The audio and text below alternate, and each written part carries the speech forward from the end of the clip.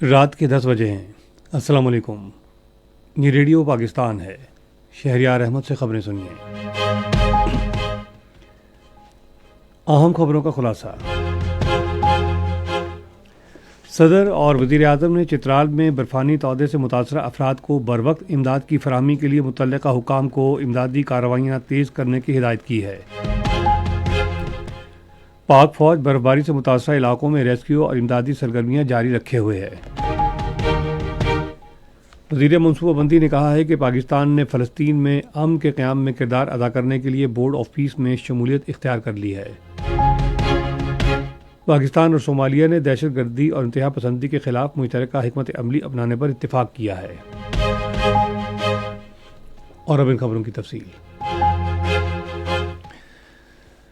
صدر آصف علی زرداری اور وزیر اعظم محمد شہباز شریف نے چترال میں برفانی تودہ گرنے کے نتیجے میں قیمتی جانوں کے ضیاع پر گہرے دکھ اور افسوس کا اظہار کیا ہے۔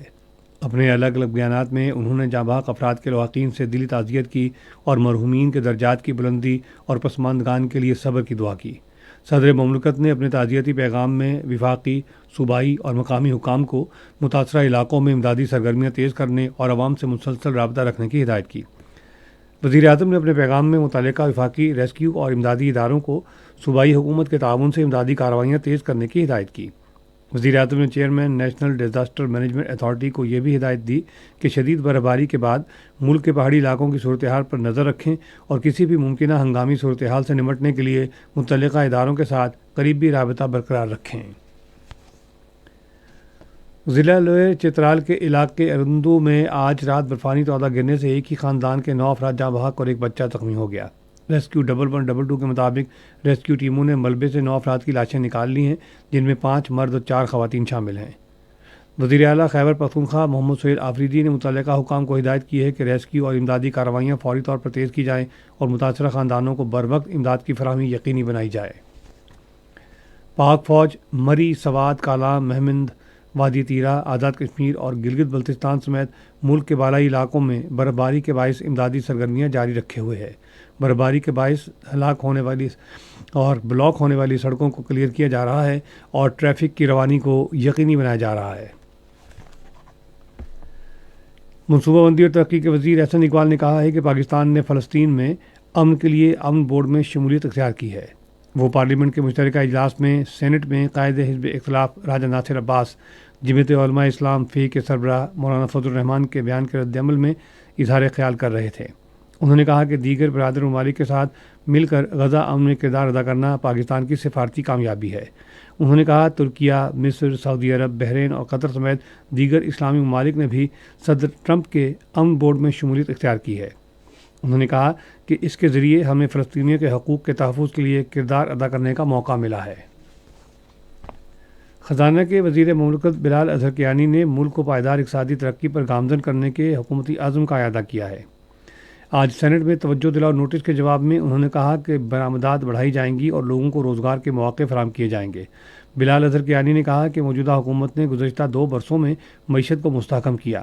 ایوان کا اجلاس اب غیر معینہ مدت کے لیے ملتوی کر دیا گیا۔ نائب وزیر اعظم اسحاق ڈار متحدہ عرب امارات کے سرکاری دورے پر ڈیووس سے دبئی پہنچ گئے ہیں۔ وہ اپنے قیام کے دوران اتصالات کی انتظامیہ سمیت مختلف سرکاری ملاقاتیں کریں گے۔ وزیر داخلہ محسن نقوی سے آج اسلام آباد میں صومالیہ کے وزیر داخلہ علی یوسف کی قیادت میں ایک اعلیٰ سطح کے وفد نے ملاقات کی۔ فریقین نے پاکستان اور صومالیہ کے درمیان 2 طرفہ تعلقات اور تعاون بڑھانے کے طریقوں پر تبادلہ خیال کیا۔ انہوں نے دہشت گردی اور انتہا پسندی کے خلاف مشترکہ حکمت عملی اپنانے اور تربیت، سرحدی نظم و نسق اور آفات سے نمٹنے میں تعاون کو مضبوط بنانے پر اتفاق کیا۔ وزیر تجارت جام کمال خان نے اسلام آباد میں فلپائن کے سفیر ڈاکٹر ایمینول اور فرنینڈس سے ملاقات کی ہے، جس میں فلپائن کی مارکیٹ میں پاکستان کی چاول کی برآمدات کو بڑھانے کے طریقوں پر تبادلہ خیال کیا گیا ہے۔ وزیر تجارت نے کہا کہ پاکستان اس وقت معیار کو برقرار رکھتے ہوئے ایک مضبوط زرعی پیداوار کی راہ پر گامزن ہے۔ انہوں نے کہا کہ پاکستان نے فلپائن کو چاول کی برآمدات میں اضافے کے لیے اہم شراکت دار ممالک میں شامل کیا ہے۔ فلپائنی سفیر نے فلپائن کو چاول فراہم کرنے والے 3 بڑے ممالک میں پاکستان کی دیرینہ شمولیت کا اعتراف کیا۔ روسی فیڈریشن میں پاکستان کے سفیر فیصل نیا ترمزی نے ماسکو میں یوریشین اکنامک کمیشن کی تجارت کے وزیر اینڈرے سلیپنیف سے ملاقات کی۔ ملاقات کے دوران سفیر نے پاکستان اور یوریشین اکنامک یونین کے درمیان روابط کو مضبوط بنانے کی اہمیت پر زور دیا۔ سفیر نے تجارت، رابطہ کاری، سرمایہ کاری اور کاروبار سے کاروبار کے شعبوں میں یوریشین اکنامک یونین کے رکن ممالک کے ساتھ دو طرفہ تجارتی تعاون بڑھانے میں پاکستان کی دلچسپی کا اظہار کیا۔ فریقین نے پاکستان اور یوریشین اکنامک یونین کے درمیان تعلقات کو مضبوط بنانے کے لیے تجارت اور مؤثر طریقہ کار کو فروغ دینے پر آمادگی ظاہر کی۔ خبریں ختم ہوئیں۔ مزید خبروں اور تصویروں کے لیے آئیے ہماری ویب سائٹ پر radio.gov.pk اور فیس بک کے link radio Pakistan news official پر براہ راست ویڈیو اسٹریمنگ بھی ملاحظہ کیجیے۔